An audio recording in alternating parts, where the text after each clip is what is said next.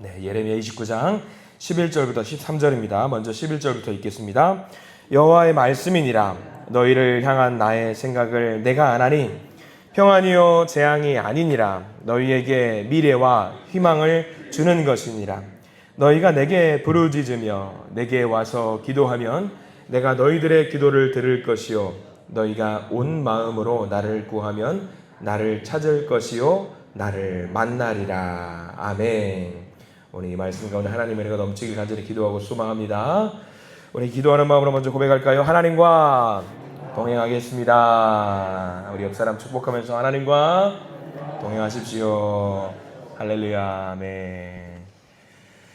예레미야 29장 말씀 보게 되는데요. 예레미야 성경 말씀 중에서라고 해야 될까요? 아니면 어떤 분들은 그런 분들 계실 겁니다. 성경을 통틀어서 제일 좋아하는 말씀을 골라보세요 하면은 아마 29장 이 말씀들을 뽑아보시는 분들도 분명히 계십니다. 근데 우리가 읽었던 11절과 12절, 13절 말씀 너무나도 사모하고 좋아하는 애정하시는 말씀이지만 전에도 한번 말씀드린 바가 있습니다. 성경 말씀을 우리가 볼 때는요. 맥락을 좀 보면서 우리가 이 말씀이 어떤 말씀으로 주어지는 말씀인가를 잘 봐야 되거든요. 무작정 좋은 말씀이 적혀 있다라고 해서 와 좋다 그러면 좀 안 될 필요가 있어요. 예를 들어서 욥기 말씀 우리는 이제는 좀 알죠. 네 시작은 미화가 했으나 네 나중은 심히 창대하리라. 이 말은 좋은 말씀이지만 우리가 그 말씀을 누군가에게 덕담으로 한다라고 했을 때에 굉장히 조심스럽게 해야 된다라고 드린 적이 있습니다. 오늘 29장 말씀도 비슷한 상황이에요. 우리가 11절과 12절, 13절 우리가 본문을 읽었습니다만 이 말씀을 우리가 읽을 때 이 말씀을 내게 주신 말씀으로 받아 먹을 때에 어떤 상황 속에서 하셨나, 어떤 상황 속에서 이 말씀을 주셨나를 먼저 헤아리는 것이 먼저입니다. 말씀만 보세요. 얼마나 좋습니까? 11절 여호와의 말씀이니라. 우리가 주님께서 말씀을 해주시는데 너희를 향한 내 생각을 하나니 평안이요 재앙이 아니니라. 너희에게 미래와 희망을 주는 것이니라. 얼마나 좋아요. 얼마나 귀한 말씀인가요? 12절 13절 그렇죠. 너희가 내게 부르짖으며 내게 와서 기도하면 내가 너희들의 기도를 들을 것이요 너희가 온 마음으로 나를 구하면 나를 찾을 것이요 나를 만나리라. 이 말씀대로 여러분들의 기도가 하늘에 상달되고 응답받기를 간절히 기도하고 소망합니다. 근데 이 말씀이 어떤 상황에서 주신 말씀이냐? 포로들에게 주신 말씀이에요. 네, 포로들에게 암울하고 힘들고 눈물 나고 고통 가운데 있는 백성들에게 주시는 말씀이에요. 이 말씀이 은혜의 말씀으로 받아먹는 건 좋은데 포로 생활을 하세요. 이건 또 싫거든요. 이건 또 싫어요. 그러니까 이 말씀이 어떤 상황에서 주신 말씀인가는 우리가 잘 받아먹을 필요가 있습니다. 그냥 좋은 말씀이네 이걸로 끝나서는 안 되는 겁니다. 자, 우리가 어떤 상황에서 이 말씀을 주신 건지 우리 1절 말씀부터 천천히 한번 돌아보기를 소망합니다. 오늘 말씀 많이 볼 텐데요. 1절 말씀 먼저 같이 한번 읽어볼까요? 1절입니다. 선지자 예레미야가 예루살렘에서 이 같은 편지를 느부갓네살이 예루살렘에서 바벨론으로 끌고 간 포로 중 남아있는 장로들과 제사장들과 선지자들과 모든 백성에게 보냈는데 라고 나와 있어요. 포로입니다. 포로. 편지인데 이거는 편지예요. 편지 글인데 예레미야가 쓴 편지고 포로로 끌려간 사람들 또 남아있는 자들 여러 이게 암울한 상황에 있는 사람들에게 주신 편지입니다. 바벨론으로 끌려온 이스라엘 백성들 입장에서 한번 이 편지를 받아봤다라고 생각을 한번 해보세요. 여러분들 포로예요. 근데 이 편지를 받아봤어요. 말도 안 통하고 문화도 안 통하고 칼과 창으로 협박받으면서 끌려왔단 말이죠. 그 마음이 어떨 것 같아요? 굉장히 절망적이에요.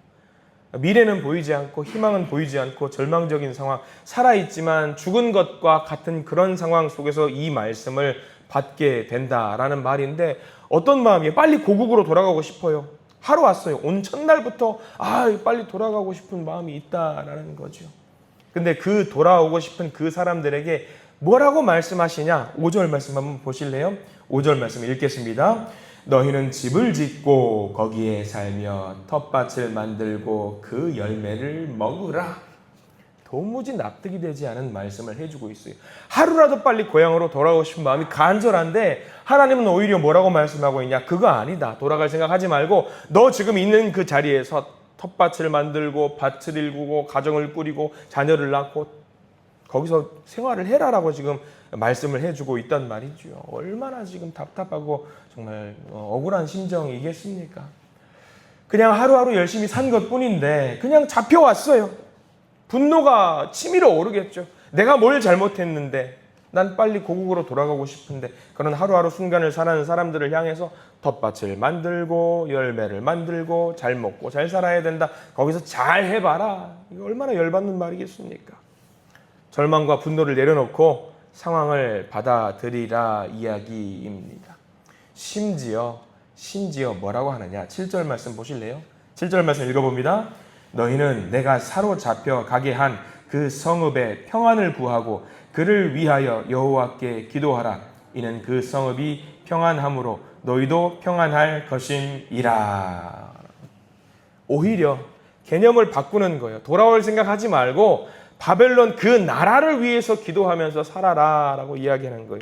저는 이 말씀 묵상하면서 제일 먼저 어느 때가 생각이 났냐면 군대 갔을 때가 생각이 나더라고요.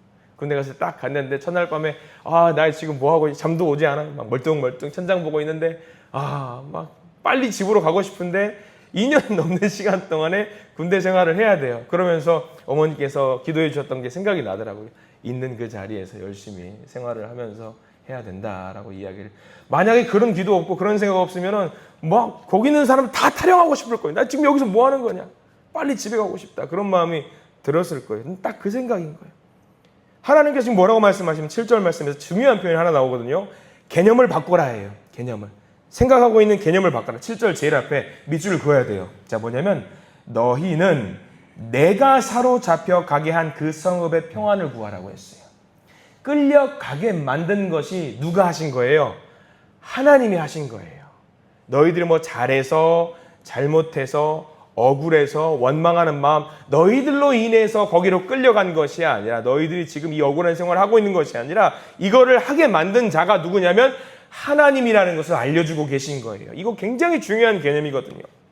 어쩌다가 우연히 내가 끌려와서 이 일을 경험한 것이 아니라, 어쩌다가 내가 재난을 경험한 것이 아니라, 어쩌다가 내가 아픈 것이 아니라, 어쩌다가 우울한 일을 경험하는 것이 아니라, 이 모든 과정을 누가 주관하고 있다는 걸 알려주냐면 하나님이 역사하고 있다는 것을 지금 알려주고 있는 거예요. 이거 굉장히 중요한 개념이에요.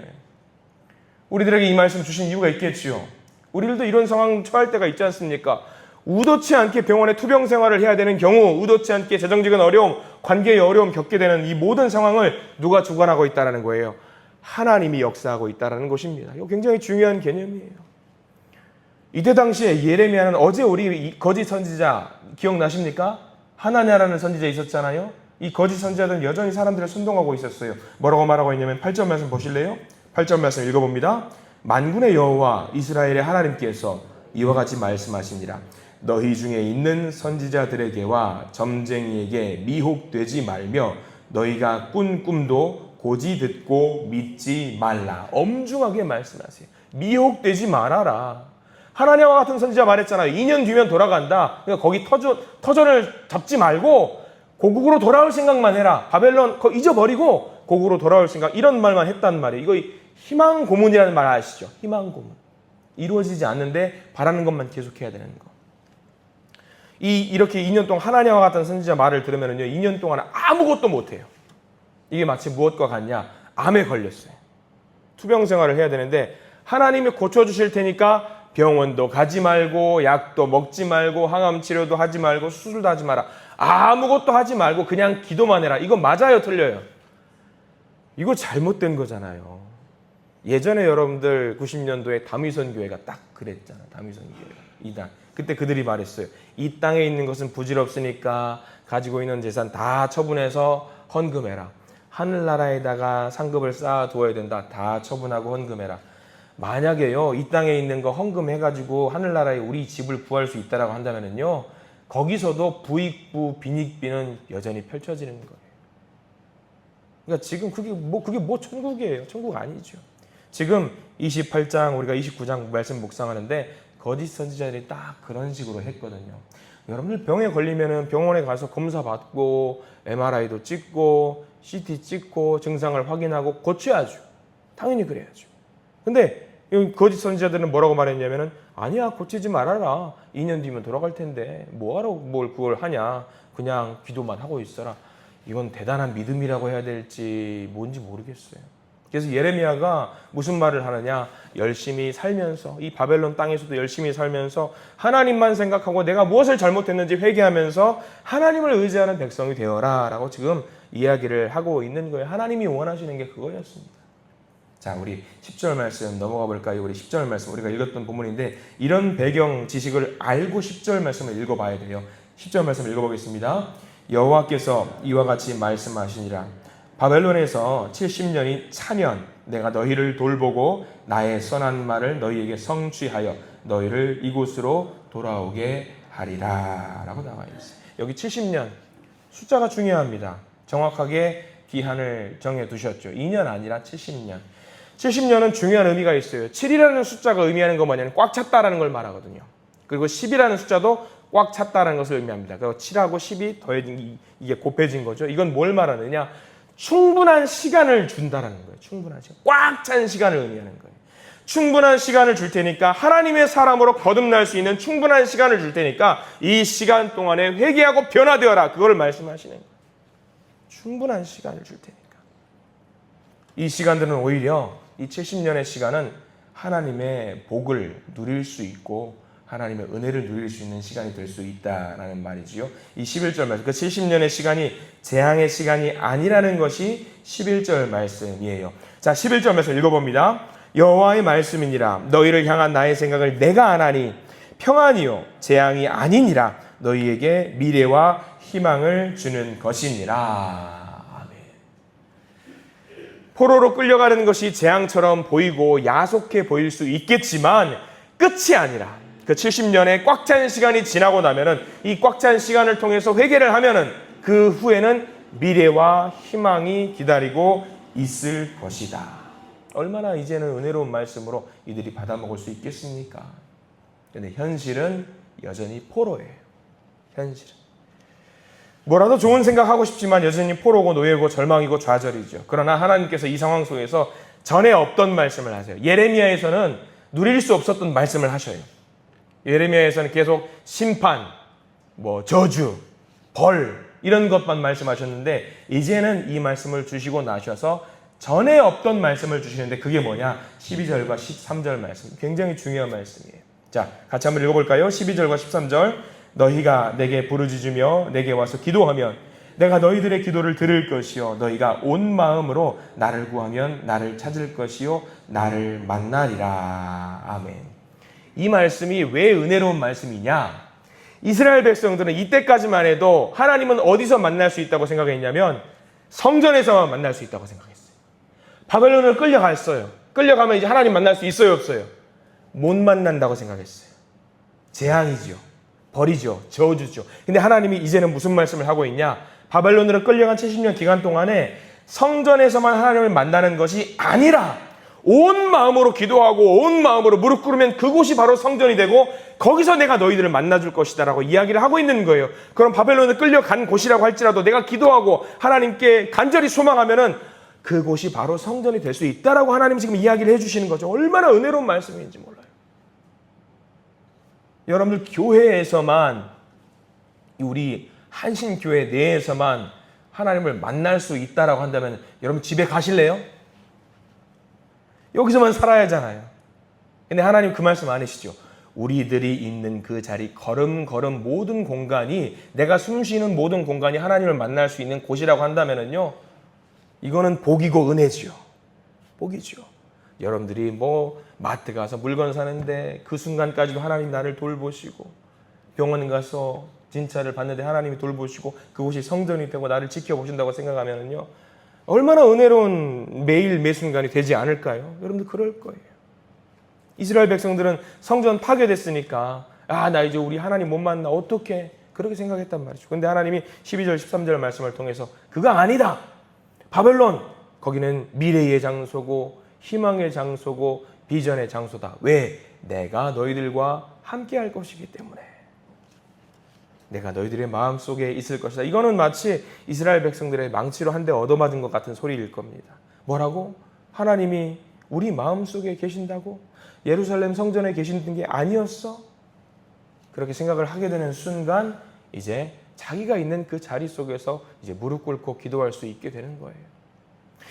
바벨론에 끌려갔다고 하지만 그 자리가 성전이 될 수 있었던 거. 14절 말씀, 하나님의 약속의 말씀. 14절도 굉장히 중요하거든요. 왜 중요한지 한번 여러분들 파악을 해보셔요. 14절 말씀 천천히 한번 읽어보겠습니다. 14절입니다.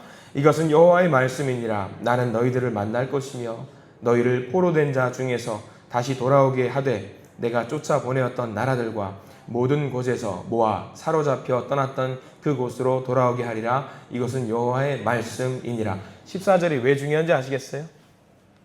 눈썰미 있는 분들은 좀 찾으실 수 있을 것 같은데, 처음 시작이 무슨 말씀이냐면 이것은 여호와의 말씀이니라. 그리고 제일 끝이 뭐죠?